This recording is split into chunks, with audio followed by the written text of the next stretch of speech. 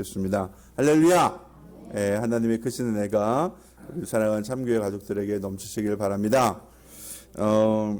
요즘 교회 뒤편 계단에 공중정원이라고 해야 할지 계단 텃밭이라고 해야 될지 하여튼 작은 정원이 생겼습니다. 거기에 상추, 딸기, 오이, 호박, 미나리, 고추, 토마토, 뭉게승마? 그런 것도 있대요. 난 잘 뭔지 모르겠는데. 그 다음에 꽃도 있고, 뭐, 안개꽃, 뭐 이런 것도 있고, 하여튼 여러 식물들이 많습니다. 아침, 저녁으로 제가 나가서 이거 보고 있으면요. 그냥 힐링도 되고, 하여튼 초록초록한 게 있으니까 기분도 좋아지는 것 같아요. 여러분, 농부가요, 씨앗을 뿌리면 뭘 기대하죠? 씨 뿌릴 때? 그렇죠. 추수할 것, 열매를 기대를 합니다. 예. 뭔가 거두고 수확을 기대를 하고 씨를 뿌려요. 뿌린 대로 다 자라고 열매를 맺는다면 굉장히 기분 좋겠죠. 그런데 우리 이 농부가요, 아무리 열심히 씨앗을 뿌려도요, 이 밭이 준비가 되어 있지 않다면 여기서 열매를 기대할 수 있을까요? 없습니다. 예. 풍성한 열매를 기대할 수가 없어요. 예. 우리가 좀 풍성한 열매라든 좋은 수확을 기대를 하려면 어디에 뿌려야 될까요? 이 씨를? 그렇죠. 좋은 밭에 뿌려야 합니다. 그래서 진짜 농사는 씨를 뿌릴 때 시작하는 게 아니라 언제 시작합니까? 밭을 준비하는 것에서부터 진짜 농사가 시작되는 것입니다. 밭을 준비하는 거죠. 그래야 진짜 농사가 시작이 되는 것입니다. 그러니까 씨를 뿌리기 전에 돌을 골라내고 잡초를 제거하고 밭을 갈아놓고 이렇게 한 다음에야 씨를 뿌릴 수 있는 거예요. 그게 진짜 농사의 시작입니다. 우리의 마음밭도 마찬가지입니다. 오늘 본문 말씀은요, 하나님 나라에 관한 말씀인데요. 예수님은 이 비유 말씀을 통해서 마음밭이 중요하다. 하나님 말씀을 받을 때 마음밭이 중요하다는 거예요. 이 마음밭이 갖추어져 있지 않으면, 준비되어 있지 않으면 아무리 많은 씨앗을 뿌려도 소용이 없으니까 일단 마음밭을 우리가 만들자. 이런 의미를 담고 있습니다. 하늘나라, 하나님 나라에 대한 주님의 말씀이 각 사람들의 마음에 뿌려져 열매를 맺으려면 그 마음이 준비가 되어 있어야 한다라는 것입니다. 만약에 준비가 되어 있지 않으면 어떻게 해야 돼요? 우리 마음밭을 뭐 하면 돼요? 준비하면 되죠. 다듬으면 되는 거예요. 근데 오늘 말씀을 곰곰이 보면요, 어떻게 이 마음밭을 준비할 수 있는지 이거 우리 예수님께서 굉장히 친절하게 설명을 해주시고 있습니다. 오늘 우리가 이 말씀을 통해서요, 하늘나라의 씨앗을 우리가 품고 또 우리 품은 이 하늘나라의 씨앗을 풍성한 열매로 맺어가는 것을 확실하게 배우는 저와 여러분 되길 주님의 이름으로 축복합니다. 첫 번째 교훈 볼까요? 시작. 내 마음밭의 상태를 봅니다. 너희는 이제 씨를 뿌리는 사람의 비유가 무슨 뜻을 지녔는지를 들어라. 누구든지 하늘나라를 두고 하는 말씀을 깨닫지 못하면 악한 자가 와서 그 마음에 뿌려진 것을 빼앗아 간다. 길가에 뿌린 씨는 그런 사람을 두고 하는 말이다. 아멘. 그렇죠? 제가 좀 전에도 말씀드렸지만요, 농사는 씨를 뿌리면서 시작하는 게 아니라 밭을 준비하는 것에서부터 시작한다. 지혜로운 농부는요, 그래서 겨우내 뭐 합니까? 밭을 준비하죠. 밭을 준비하는 일부터 합니다. 이게 그러니까 농부가 하는 제일 중요한 일은요, 씨를 뿌릴 곳을 잘 준비를 해놔요. 이렇게 농부가 밭을 준비하는 것처럼요, 말씀을 받는 사람도요, 내 마음의 밭을 뭐 해야 돼요? 준비해야 합니다. 준비해야 돼요. 오늘 본문에서 예수님은요, 마음의 밭을 4단계로 구분하고 있어요. 이게 이제 워낙 1절부터 봐야 되는데 제가 이제 다 읽을 수 없으니까 뒤에 이제 설명 부분만 본 거예요. 예수님이 이그 씨를 뿌리는 자의 비유에 대한 설명 말씀만 지금 우리가 읽은 건데 이게 워낙 1절부터 쭉 다 봐야 되는 거예요. 근데 이제 요 말씀은 예수님이 어디서 하셨냐면 갈릴리 호수가에서 하셨어요. 근데 이게 좀 특이하게 어디서 하셨냐면 사람들은 다 어디에 있냐면은 해안가, 모래 언덕 같은 데 쫙 앉아 있어요. 그리고 예수님은 거기서 배를 타고 약간 떨어진 데에서 그 해안가에 앉은 사람들을 향하여 말씀을 하고 있어요. 그러니까 예수님은 지금 배를 타고 바다 위에 있고 말씀을 듣는 사람들은 바닷가 해안에 앉아 있다 생각을 하시면 돼요. 이게 근데 마태복음 5장에 나온 산상수훈은 어디서 하신 거예요? 야트막한 언덕에서 하신 거고 언덕에 앉은 사람들을 향해서 예수님이 하신 거고 요거는 예수님이 어디서 하셨다고요? 바다에서 하신 말씀이에요. 그런데 하여튼 예수님이 이 바다에서 씨를 뿌리는 자의 비유를 이제 얘기를 해주시고 우리가 읽은 18절부터 23절은 씨를 뿌리는 비유에 대한 해설이에요. 해설. 그러니까 지금 우리는 해설 부분을 읽은 거예요. 근데 예수님은 사람들의 마음밭을 4단계로 구분하고 있어요. 첫 번째는 뭐냐면 길가, 두 번째는 뭐예요? 돌짝밭, 세 번째는 뭐예요? 가시덤불, 네 번째가 좋은 밭이라는 거예요. 길가는 씨앗이 떨어져도요 아예 뿌리조차 내리지 못하는 곳이에요. 왜냐하면 길가는 단단하잖아요. 그리고 지나다니는 것이 많이 있기 때문에 이게 뭐 쉽게 부서지기도 하고 또 다른 새가 와서 쪼아먹기도 하고 뭐 이런 식으로 해서 길가에 뿌려진 씨는요 열매를 맺죠. 뿌리조차 내리지 못해요. 또 마음이 떠 있어가지고요 틈만 나면 이리저리 눈을 돌리는 상태. 이게 바로 길가의 마음 상태를 가진 사람의 마음이라고 보시면 됩니다. 돌짝밭은요 자갈이 가득해서요 여기도 마찬가지로 뿌리를 내리지 못하는 게 돌짝밭입니다.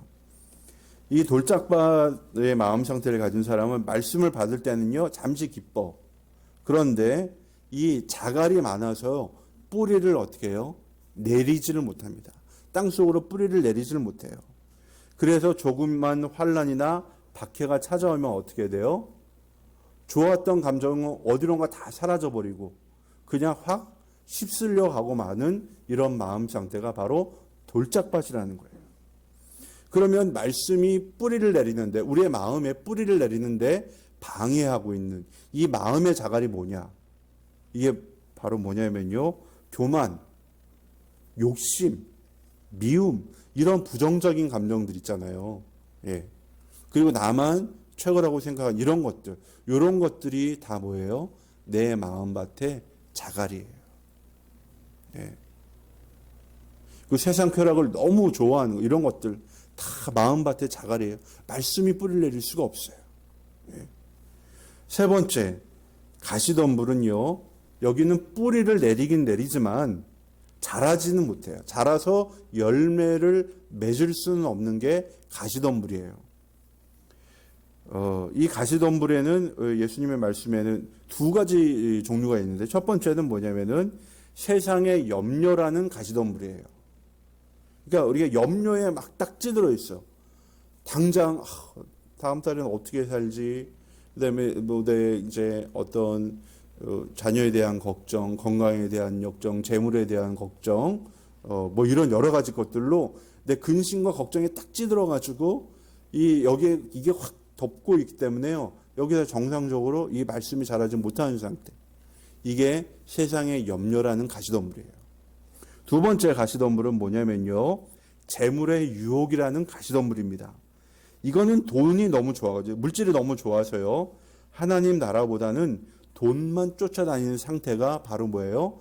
재물의 유혹이라는 가시덤불이에요. 그러니까 세상 쾌락을 너무 좋아하는 것도 여기에 해당이 돼요. 그러니까 세상의 염려와 재물의 유혹이라는 이 가시덤불에 어떻게 해요? 갇히면요. 열매를 맺기까지 잘할 수가 없어요. 그리고 마지막으로 뭐예요? 길가도 아니고 돌짝밭도 아니고 가시덤불도 없는 게 좋은 밭이라는 거죠. 잘 가꾸어져서 씨앗이 뿌리를 내리고 자라기에 좋은 환경을 갖춘 것, 이게 바로 좋은 밭이라는 것입니다. 그러니까 이 좋은 밭을 가진 사람의 마음은요, 뿌린 대로 뭐예요? 거둘 뿐만 아니라 30배, 60배, 100배의 결실을 거둘 수가 있어요. 이렇게 네 가지 밭에 대해서 말씀을 드리는 이유는요, 지금 우리 마음의 밭이 어떤 상태에 있는지를 알아야 돼요, 우리가.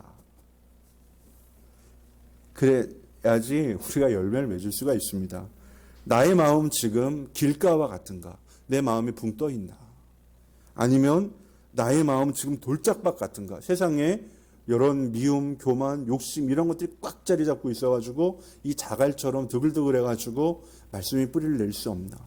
아니면 나는 지금 이 가시덤불, 이 세상의 염려와 재물의 유혹 때문에 내가 지금 말씀이 자라는 것을 방해하고 있진 않은가? 아니면 난 이런 모든 것이 없는 정말 좋은 밭인가? 이 우리의 말씀을 대한 우리 마음의 상태를 살펴야 돼요. 이게 내가 내 마음이 지금 어떤지를 모르면요, 아무리 말씀을 많이 듣고 좋은 거 해도요, 이게 다 소용이 없어요. 저희 VIP 가운데 몇몇 분들은요, 일주일 내내 하루 종일 쉬지 않고 일을 하는 분들이 있어요. 제가 충분히 이해가 돼요. 먹고 살기 힘들거든요. 근데 충분히 이해가 되는데, 그래도 사람이 좀 쉬어야 되잖아요. 그래서 제가 가서 일주일에 하루는 좀 쉬세요.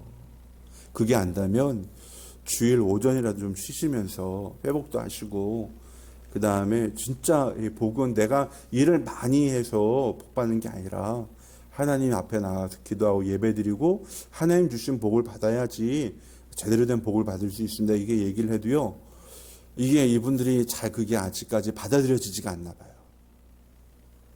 그래서 그냥 열심히 일을 해요. 근데 제가 볼 때는 다람쥐 쳇바퀴 도는 것보다 좀 못해. 왜냐하면 이게 쉬지 않고 아무리 열심히 일을 해도요, 복을 주시는 분 앞에 나와서 예배하지 못하고 하나님 주신 복을 받지 못하니까요, 이게 제대로 된 복을 받지 못하는 것 같아요. 이게 가만히 보면은 점점점 상황이 안 좋아져. 그래서 굉장히 안타까워요.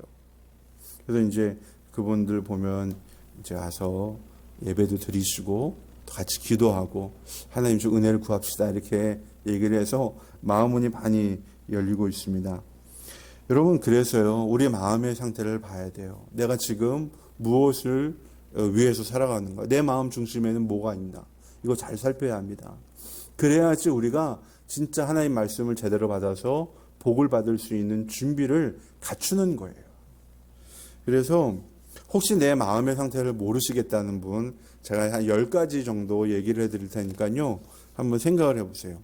이 10가지를 다 갖췄으면 거의 예수님 마음이고요. 적어도 한두 개, 두세 개 정도만 해당이 돼도 말씀을 받을 준비는 된 것 같아요. 한번 나는 몇 개 해당되는지 한번 꼽아보세요. 우리가 하나님 나라 복음 배울 때 했던 거예요. 1번, 예수님의 이름을 부르면 가슴이 평안해지고 용기가 솟구친다.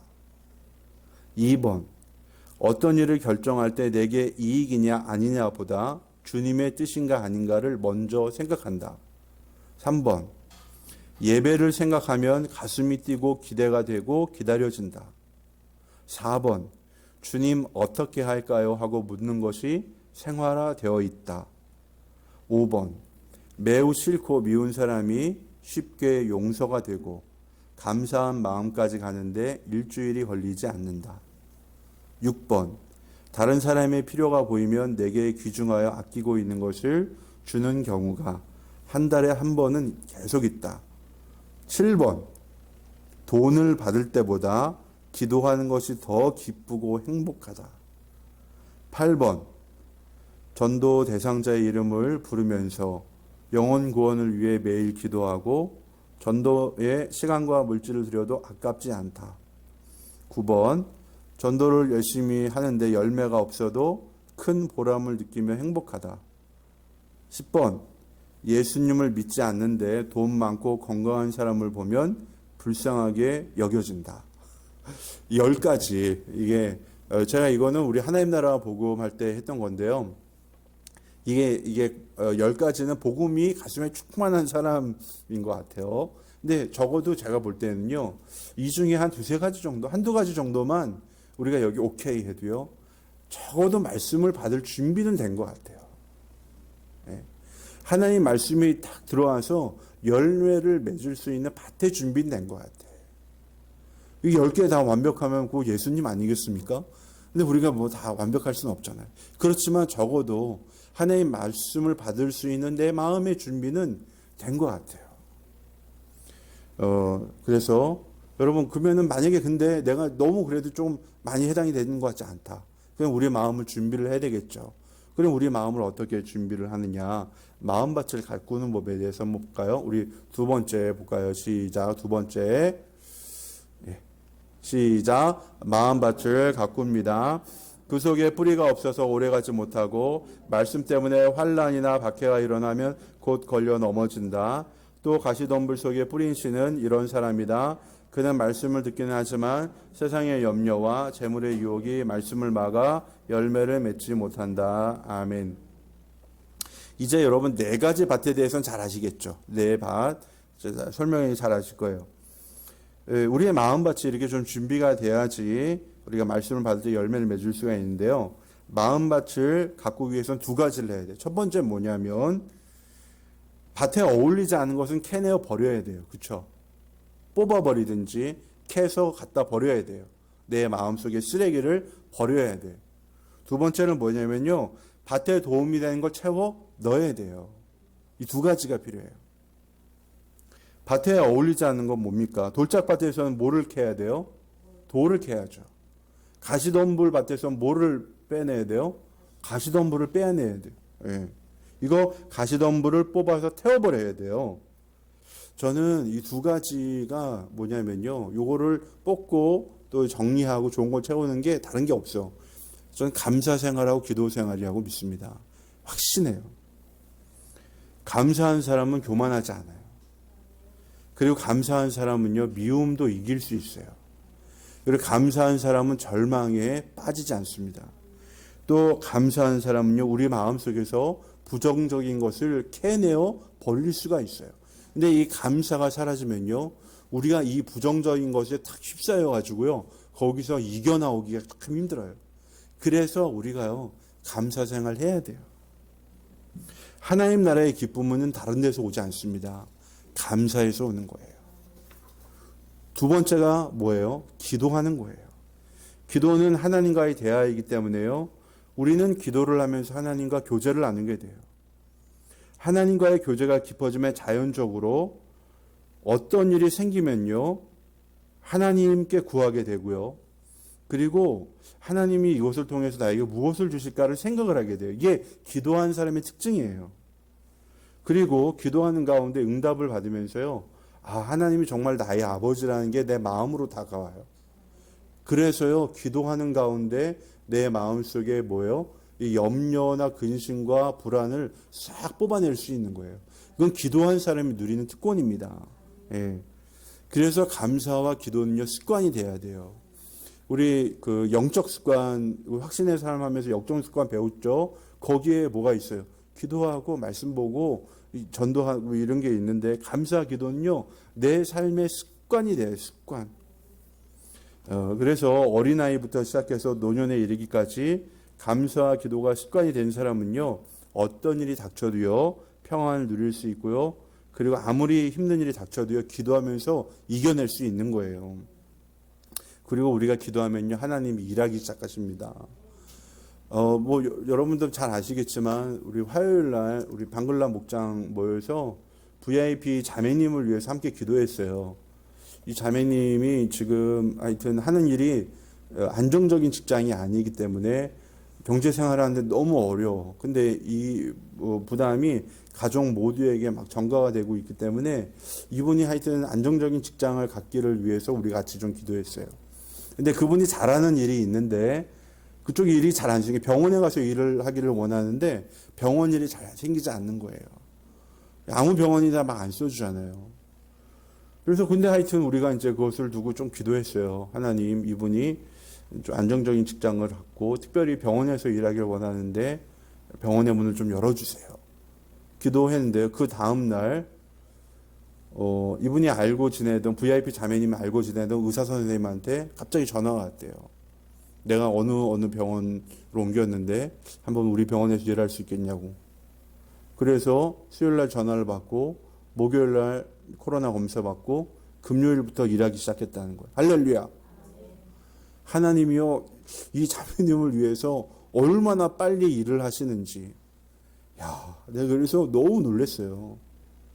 전혀 생각하지도 않고 기대하지도 않았던 분이 전화가 와가지고요, 그냥 바로 일을 하게 된 거잖아요. 근데 그 집 사정을 보면은 빨리 일을 하는 게 좋은데, 야, 이 하나님이 이렇게 역사하시는구나, 도와주시는구나. 여러분, 물론 기도의 응답이요, 빨리 오는 분들도 있고 좀 천천히 오는 분들도 있고 기다려야 되는 분들도 있습니다. 그렇지만 적어도 우리가 기도하면요, 하나님은 뭐 하십니까? 일하시는 거예요. 여러분, 다니엘이 어떻게 했어요? 이미 기도했을 때 하나님이 뭘 보냈다? 그 천군과 천사를 보내서 다니엘 기도를 들어주셨다는 거 아닙니까? 여러분, 그러므로 이 기도하는 가운데요, 우리가 하나님의 능력을 체험하고요, 세상의 근심과 걱정과 염려를 덜어낼 수 있는 능력을 얻게 되는 줄로 믿습니다. 그래서 감사는 이를 오감사. 그 다음에 기도 하루에 3가지 기도 제목. 이거 붙들고 같이 기도하는 가운데 정말 우리의 마음의 밭을 아름답게 가꾸는 저와 여러분 되길 주님의 이름으로 축복합니다. 마지막으로 3번째, 시작. 하나님의 말씀을 품습니다. 그런데 좋은 땅에 뿌린 씨는 말씀을 듣고서 깨닫는 사람을 두고 하는 말인데, 이 사람이야말로 열매를 맺되 100배 혹은 60배 혹은 30배의 결실을 낸다. 아멘. 어딘가에 투자해서 100배를 거두고 60배를 거두고 30배를 거둔다면 너도 나도 거기에 다 투자하겠죠. 요즘 코인이 쭉 올랐다가 쭉 떨어져가지고 하여튼 오르락 내리락 손해를 보는 사람도 있고 돈을 많이 성공을 거둔 사람도 있고 다양한데요. 우리가 손해를 보려고 투자한 사람 없겠죠. 어디에 투자하면 다 뭔가 이익을 얻기를 바랍니다. 뭔가 거두기를 바라요. 그런데 본문에서 예수님은요, 좋은 땅에 뿌려진 씨앗은요, 자라서 100배, 60배, 30배의 결실을 얻는데요. 하나를 뿌렸는데 100배를 거둔다. 이거 대단히 놀라운 결실이죠. 근데 이때 맺어지는 열매는 다른 열매가 아니라 바로 뭐다? 하나님 나라의 열매라는 걸 우리가 주목을 해야 돼요. 하나님 나라의 열매, 이게 천국의 열매인데요. 하나님이 다스리시는 나라에서 우리가 누릴 수 있는 거예요. 사랑과 평화와 기쁨, 이런 것들이 우리의 삶과 또 나로 말미암아 우리 이웃들에게 이게 충만하게 넘친다는 거예요. 그러니까 우리가 하나님 말씀을 제대로 받아서 하나님 나라가 내게 임하고 하나님 나라의 열매가 맺어지면요, 이게 바로 뭐가 되냐면 하나님이 아브라함에게 주셨던 복의 근원이 되는 거예요. 나로 말미암아 내 주위에 있는 모든 사람들이 행복해지는 거. 이게 말씀을 제대로 받은 한 사람을 통해서 나타나는 변화입니다. 제가요, 사역을 하면서 느낀 게 있어요. 그냥 이게 뭐냐면 사람을 변화시키는 데는 많은 말씀이 필요 없어. 진짜 말씀 하나만 제대로 딱 꽂혀도요, 사람이 달라져요. 성 어거스틴을 변화시키는 로마서 말씀도 있지만, 저도 이제 저 개인적으로 딱 붙들고 있는 말씀이 욥기 23장 10절 말씀을 저는 이제 청년 시절부터 굉장히 붙들고 살았어요. 이 말씀을 딱 읽고 이 말씀이 정말 내 머리에 탁 꽂혔어요. 그래가지고 저는 이 말씀 되게 좋아하는데 욥기 23장 10절 너무 좋아해요. 이거 굉장히 이 말씀이 너무 좋아서, 나의 가는 길을 오직 그가 아시나니 그가 나를 단련하신 후에 내가 정금같이 나오리라. 제가 이 말씀을 가슴에 새긴 때는요, 신대원 입시를 준비하던 때예요. 저는 그때 거의 성경을 씹어 먹다시피 외우면서 살았어요. 그리고 저는 그때가 제 인생에서 가장 어두운 시간이라고 생각을 했어요. 정말 힘들었거든요. 2년 동안을 우리 그러니까 요 강단 요 앞에서 저기 키보드 있는 요만한 방에서 남자 15명이서 고시원에서 생활했어요. 예. 책상 하나 요만한 거 딱 내 책상 있고 그 밑에서 밤엔 잠을 잤어요. 그리고 배고프면 학생 식당 가서 1,200원짜리 학식 사 먹고 뭐 이제 하여튼 라면도 끓여 먹고 한 2년 동안 그렇게 지냈어요. 아, 진짜 깨어나면 밤 12시에 자서 아침 5시에 일어나고 그때까지 계속 성경 보고 영어 공부하고 2년 동안 이제 그렇게 좀 지냈어요. 그때는 목표가 뭐 신대원 들어가는 거였으니까. 저는 그때 또 우리 가정적으로도 힘들었고, 뭐 개인적으로도 이제 공부만 하고 내가 여기서 희망이 있을까 막 그런 생각도 하고, 뭐 하여튼 이게 앞이 안 보이던 그런 시간이었다고 생각을 했어요. 근데 지금 제가 생각을 해보니까요, 그때가 저에겐 굉장히 복된 시간이었어요. 왜 그러냐? 제가 이제 그때를 지나고 나서는요, 이게 하나님의 말씀에 그렇게 집중하면서 은혜를 받던 시간이 없어. 신학교 다닐 때도요, 그때처럼 하나님의 말씀 못 받던 것 같아요. 그때는 이게 성경책을 다 펴면은, 이 성경책 이걸 다 화이트로 칠해놔가지고, 여기에 무슨 단어, 무슨 구절이다, 이런 거 다 외우면서 했는데, 굉장히 하나님의 말씀을 파고파고, 굉장히 그 말씀에서 오는 힘도 없고, 하여튼, 굉장히 충만했는데, 이게 그러니까 그 어려운 시간을 견뎌냈던 것 같아요. 그러니까 근데 그때 가장 붙들었던 말씀이 욥기 23장 10절. 그 말씀이 결국 나를 지키고 저를 지금까지 인도했던 것 같습니다. 여러분, 지금도 마찬가지입니다. 우리 하나님께서는요, 우리가 가는 길을 다 아셔요. 그리고 하나님께서 당신의 쓰임에 맞게 우리를 다뤄가지고 있어요. 예. 그리고 그 하나님 우리가 신뢰하기 때문에서요, 어떤 상황에서도요, 우리가 소망을 가지고 앞으로 향해 나아갈 수 있는 것입니다. 우리의 삶에 보란듯한 열매가 없는 것 같아요. 그러면 어떻게 되느냐? 내 마음밭을 봐야 돼요. 내가 지금 말씀을 제대로 받을 수 있는 마음밭이 되었나? 내 마음밭이 지금 길가와 같은가? 아니면 세상 염려와 근심에 찌들어 있나?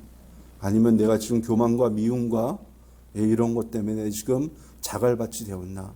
우리의 성령께서 내 마음을 조명해 주시기를 우리가 기도해야 돼요. 하나님, 내 마음밭을 살펴주시고, 내 마음밭의 가시덤불과 내 마음에서 이 자갈과 이 돌짝을 우리 주님 제거해 주셔서 정말 좋은 밭이 되게 해 주시고, 좋은 열매를 맺을 수 있게 해 주세요.